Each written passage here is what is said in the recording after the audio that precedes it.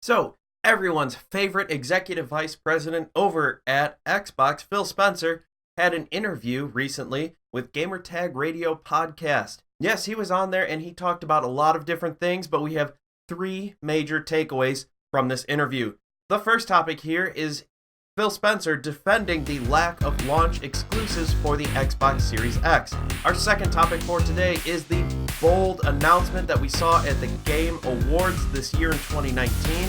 He talks about how this could have gone horribly wrong, but it was a major success. Finally, Phil Spencer talks about how he wants to get a bigger market share in the Japanese market. He is rather disappointed with where they're at right now, but happy from where they came from. Before we get into all of that, we need to roll that intro.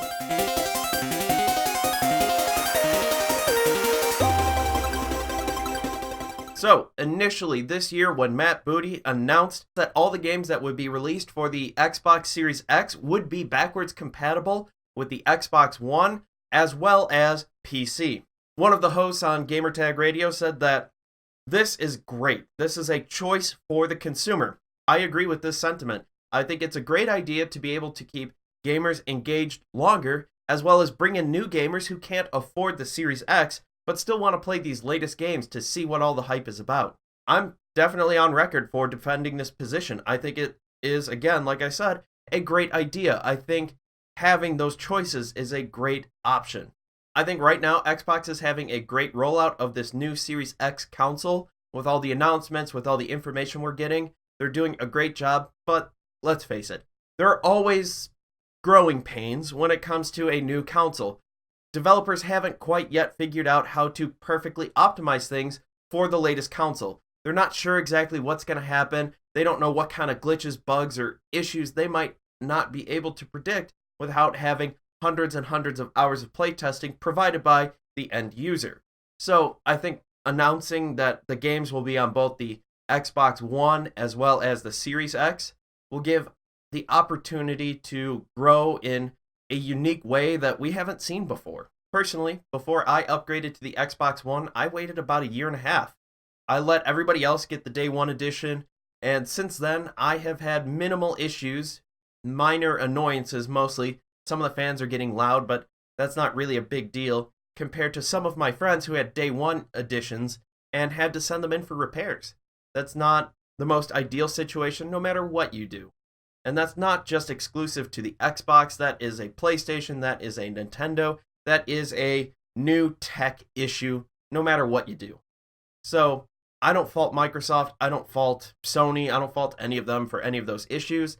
I just am a little wary. I wait for the tech to be proven, for them to work out any of the kinks, any of the issues, and then I'll go ahead and buy the console. On top of that, it's usually a little cheaper if you wait a year and then try to catch that Black Friday sale. Going back to the comments of all these games being backwards compatible, some users out there were saying, why should I upgrade to the Series X? Why should I do this? This is killing the hype for the Series X. I don't need to buy it. I'm just going to keep my Xbox One X and play those games. It's not really a big deal. I don't really care. I don't need to. Spencer replied to these criticisms by saying that him and the people of Xbox want to, and I quote, put the player at the center and not the device at the center. So they want to give these players the best possible experience, and whether that means you're playing the game on an Xbox One, an Xbox One X, a Series X, or PC, things are going to work great. Things are going to be fantastic. Now, just think about PC hardware for a minute. Frame this as a PC upgrade experience. Yes, you could be running the top end, an RTX 2080 Ti, amazing graphics card with an Intel 9900K or a Ryzen 9 3950X. You could be running these top-of-the-line chips, top-of-the-line graphics cards that are on the more consumer side, not necessarily the prosumer or pro side of everything. You could be running the top-end equipment and you can play games in the most amazing fidelity, best quality, best frame rates ever. But then you could also be someone like me, rocking a Ryzen 7 2700 with an RTX 2060.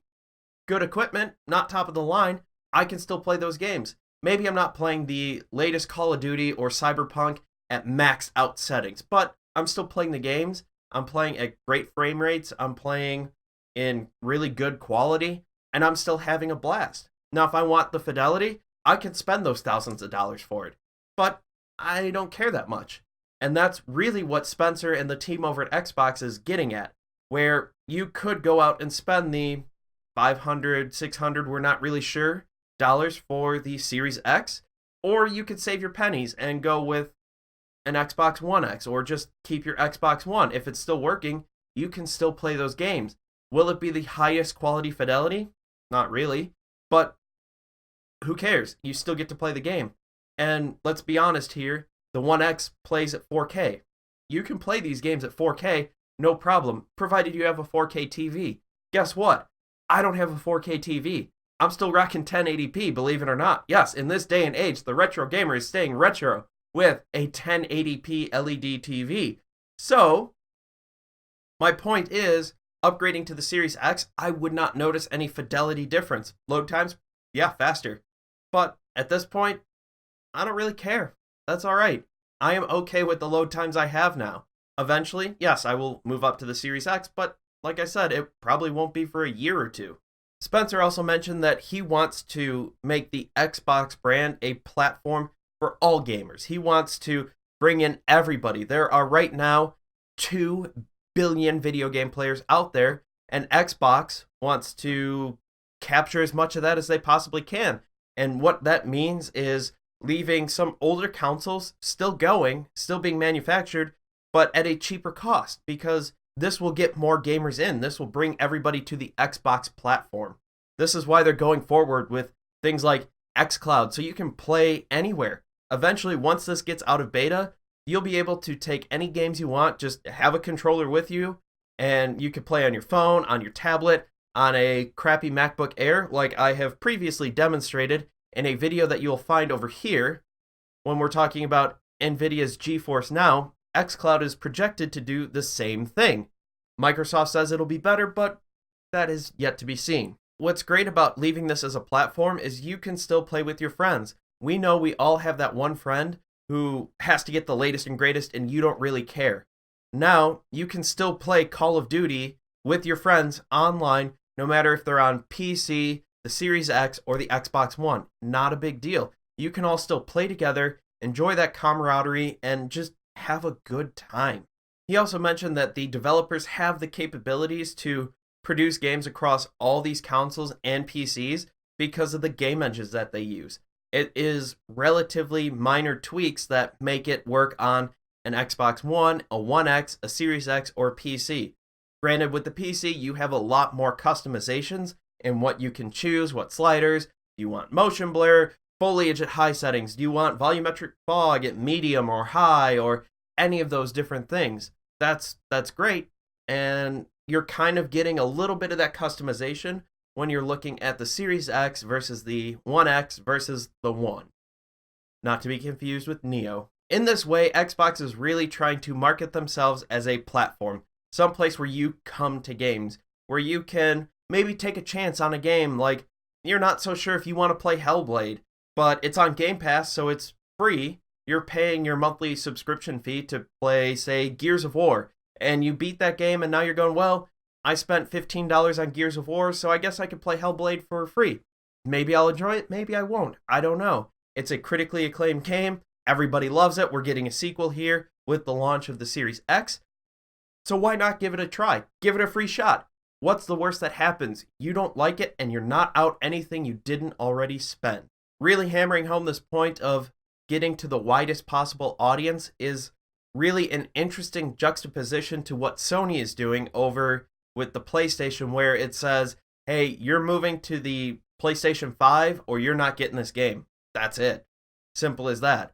I'll be curious to see how this kind of goes forward, and this bold statement of Xbox as a platform really pans out for them. And speaking of bold statements, how about that Games Award bold statement? That was crazy. Usually, Xbox does their own thing right around E3. Everybody come to the Xbox Hall because we are showing off the latest Xbox. That's what they've done for the 360 and the Xbox One, but the Series X, they decided to do something a little bit different. They announced the game at the Games Award. To be honest, Great idea when you're thinking about it. Now, how many people watch E3, watch everything, watch the Xbox announcement? I went back to YouTube to take a look to see how many people actually watched the announcement of the Xbox One. Well, those YouTube videos are sitting at 590,000 people. That's not too bad. 590,000 views. I'd kill for 100 views on one of my videos, and they've got 590,000. Yes, it is a 7-year-old video, but my point still stands. 590,000 views. That's a lot of people. Guess how many people tuned into the Game Awards? 45 million. Xbox just showed off the Series X and the latest Hellblade game to 45 million people. That's crazy. That is so many more people than they could have ever dreamed to wish at any E3 event. Because, yes, E3 is great. We all get our news from there. But how many of us watch all of the events? We don't really. So, this was a great opportunity. This bold statement was put forth by one of their marketing people in a meeting where she stood up and said, we should go do something bold. Something we've never done before. Let's face it, we're not in a market position that we wanted to be in this last generation. I don't think we'll get to disrupt and grow our business doing what we've always done. The cojones on her. Wow. Just to get up and talk to Phil Spencer and go, hey, look, we done messed up. There's another word that I would probably use that I can't use right now. Just for her or anyone, male, female, doesn't matter who you are, to get up to the executive VP and probably the president of Xbox and go, hey, you know what you've been doing? It's wrong. It sucks. No, we done messed up with that last announcement. We screwed the pooch. We are done. This is awful. We need to do something different. Yes, she definitely did say it a lot more diplomatic than that, but the interpretation is probably not far off of what the sentiment behind that was. We need to do something different because what we've done hasn't worked. We need to be bold. We need to be different. We need to make this announcement at the Game Awards. What I really like about this story from Phil Spencer is he probably has the power to fire her, but she still had the courage to stand up and go, I've got this idea. I think it's going to work. I think it's going to be great. We need to be bold, and you should get behind me. Originally, Spencer did admit that he was not for this idea. He did push back, going, hey, that's not what we've done. But when you sit down and think about it, what you've done got you second place, quickly dropping to third place behind Nintendo. It's just a two-way race now between Nintendo and Sony, and Xbox is there going, well, you tried. It's okay. It's fine, Xbox. You're okay. Now, they know that they have to really break out and try to get some momentum, get excitement, get hype building for the Series X. And that trailer, that Hellblade 2 trailer that we saw, oh, wow, that's an in-game rendered video. That is outstanding. I can't wait to see what that looks like on the Series X. What's great about a new generation, a new console launch, is it gives companies an opportunity to really do something different. And Microsoft is really grabbing this bull by the horns and taking it to it. They're trying really hard to do something different, to be a different company, to just go out and enjoy things. Overall, it seemed like from the way that Phil Spencer was talking in this interview about that story, is that he's very appreciative of what this marketing person had said. I think she really deserves a lot of credit for the success of how the hype has been building for the Series X. I can't wait to see what her and her marketing team do for the rest of this announcement cycle. What they're going to do at E3 will probably blow us out of the water. And finally, Spencer ended with talking about how they need to push further into the Japanese market. He said that right now they have a ton of ground to make up. Just last year, they sold about 15,000 units for Xbox. Compared that with the 1.7 million units of PlayStations and 3.5 million units of Nintendo Switch. Now, keep in mind, Nintendo Switch did launch a new-ish console, so there is a boost there, but still, that just goes to show you 15,000 versus even the 1.7 million of Sony. He said that they need to make great strides. They've made some really great strides into where they were at the beginning of this generation, but they have a long way to go to really get in and actually get into the minds of the Japanese gaming market. He says he really wants to break into there because they have a lot of fantastic Japanese companies, and some of those companies, some of the people there are a little disappointed when they go, hey, you should check out my game that I've been working on with Xbox. And everybody's like, yeah, I don't own an Xbox. Sorry, dude. Good job, but sorry, dude. So the developers are a little disappointed with that, and rightly so. You want to show off your work to everybody. So what they're trying to do here in this next generation is really break into that market. What they're trying to do is not wait 10 months to launch the Xbox Series X in Japan. That's what they did with the Xbox One. From that, they're now feeling the consequences because you had the PlayStation launch. 10 months later, you had the Xbox One launch. And everybody's like, well, I already got a PlayStation. Why do I need an Xbox? Think of what happened back when the 360 launched, and a year later, the PlayStation 3 launch. Same kind of thing happened. Xbox dominated. They had a lot of great games. They had a lot of great features. But some of that success was due to the fact that you could not get a PlayStation 3 until a year after the 360 launched. So what they want to do is get same-day launch over in Japan.